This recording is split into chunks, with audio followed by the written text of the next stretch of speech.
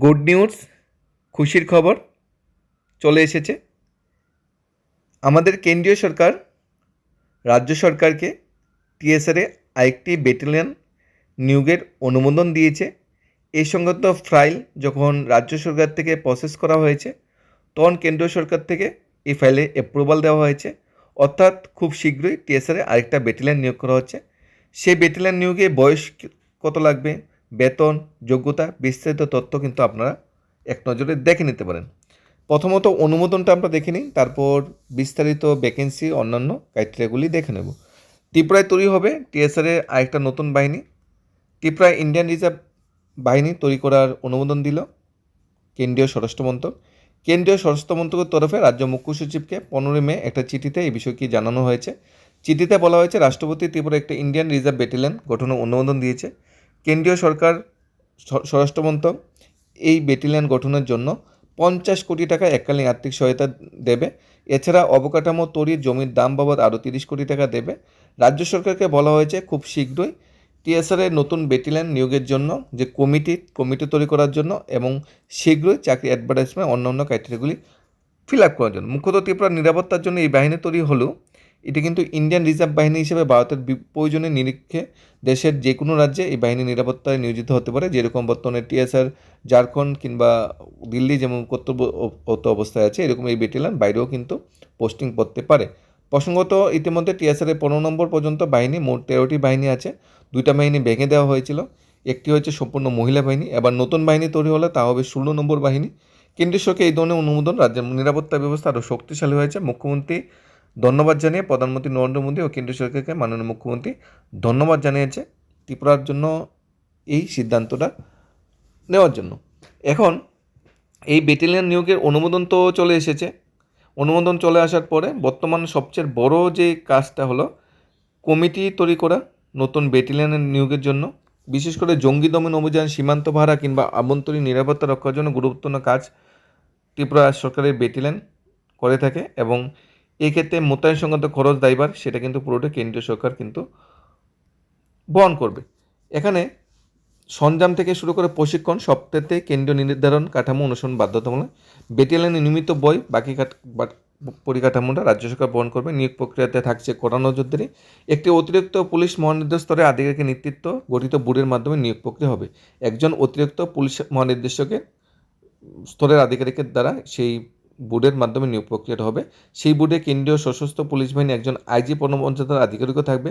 কেন্দ্রের নির্দেশ দেশের যে কোনো অংশে কাজ করতে হতে পারে এই টিএসআর ব্যাটালিয়ন। এখন যোগ্যতা বা অন্যান্য ক্রাইটেরিয়াগুলো আমরা দেখে নেব। প্রাথমিক প্রশিক্ষণটা কেন্দ্রীয় বাহিনী ট্রেনিং সেন্টার অর্থাৎ সিএপিএফ সেটা বহন করবে। 2 বছরের মধ্যে পুরো নিয়োগ প্রক্রিয়া শেষ করার নির্দেশ দিয়েছে কেন্দ্র। 2 বছরের মধ্যে, আগামী 2 বছরের মধ্যে 2026 থেকে 2028 এই 2 বছরের মধ্যে পুরো নিয়োগ প্রক্রিয়া শেষ করার জন্য কেন্দ্রীয় সরকার থেকে বলে দেওয়া হয়েছে। বিশেষত উত্তর পূর্বাঞ্চল সীমান্ত রাজ্য হিসাবে ত্রিপুরা কৌশলগত গুরুত্ব মাথায় রেখে কেন্দ্র এই পদক্ষেপ নিয়েছে বলে প্রশাসনিক মহলের ধারণা। বর্তমানে একটা ব্যাটালিয়ন দিল্লিতে আছে গত 6 বছর ধরে। একটি ব্যাটালিয়ন ছত্তিশগড়ে কয়লা খনি পাহারা দিচ্ছে। এছাড়া রাজ্যে ওএনজিসির জন্য একটি ব্যাটালিয়ন রয়েছে। টিএসআর নিয়োগের যে বয়সটা ত্রিপুরা পুলিশের কনস্টেবল নিয়োগের বয়সের মতো একদম সুলভ, সেম টু সেম। 18 থেকে 23 বছরের মধ্যে বয়স হয়। SC/ST ক্ষেত্রে 5 ইয়ার রিল্যাক্সেশন দেওয়া হয়। আর যার এসপিও আছে তাদের জন্য 10 বছরের রিল্যাক্সেশন দেওয়া হয়। এডুকেশন কোয়ালিফিকেশন টিএসআর ব্যাটালিয়নে নিয়োগের জন্য যেটা বলা হচ্ছে ন্যূনতম মাধ্যমিক পাস যোগ্যতা হতে হবে। রাইফেলম্যান জিডি সবচেয়ে বেশি সংখ্যক যে ভ্যাকেন্সিটা আসে সেখানে মাধ্যমিক পাস হলে অ্যাপ্লাই করা যায়, বা টেস্টমেন্ট ক্ষেত্রে রেসপেক্টিভ স্টেটে অভিজ্ঞতা থাকতে হবে বা সার্টিফিকেট থাকতে হবে। SC/ST হলে কিন্তু অ্যাটলিস্ট 8 পাস হলেই অ্যাপ্লাই করা যায়। ঠিক আছে, গ্র্যাজুয়েশন আমরা যারা ইউআর ক্যাটাগরিতে আছে তারা মাধ্যমিক পাস, আর SC/ST হলে 8 পাস হলেও কিন্তু টিআর ব্যাটালিয়নে অ্যাপ্লাই করা যায়।